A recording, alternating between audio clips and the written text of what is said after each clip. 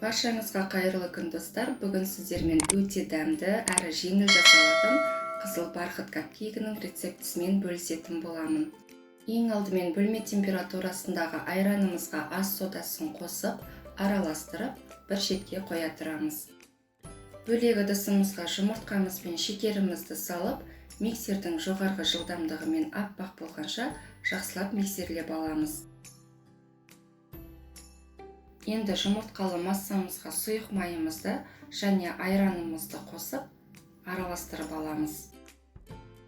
Осы кезеңде қызыл бояғышымызды қосамыз. Құрамында какао болғандықтан бояғышымызды көбіректеу қоссақ, қызыл қанық түс беретін болады. Барлық ингредиенттерімізді ситаға салып, араластырып аламыз, немесе алдын ала ситадан өткізіп алсаңыз да болады. Енді құрғақ ингредиенттерді массамызға қосып, миксердің көмегімен біркелкі болғанша араластырамыз. Дайын болған қамырымызды кондитерлік қапшыққа салып, арнайы капкейкке арналған капсулалардың 1/3 бөлігіне құйып шығамыз. 180 градус қызған пеште 20 минут пісіріп аламыз. Піскен-піспегендігін ағаш шпажканың көмегімен тексеріп көрсеңіз болады. Піскеннен кейін толық суытамыз.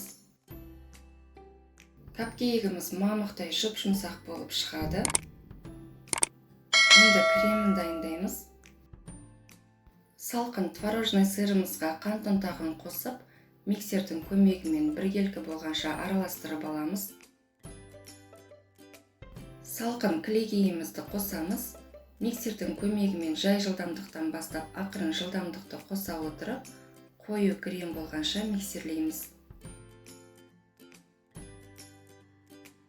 Дайын болған кремімізді кондитерлік қапшыққа салып, насатканың көмегімен капкейктің бетіне жағып шығамыз.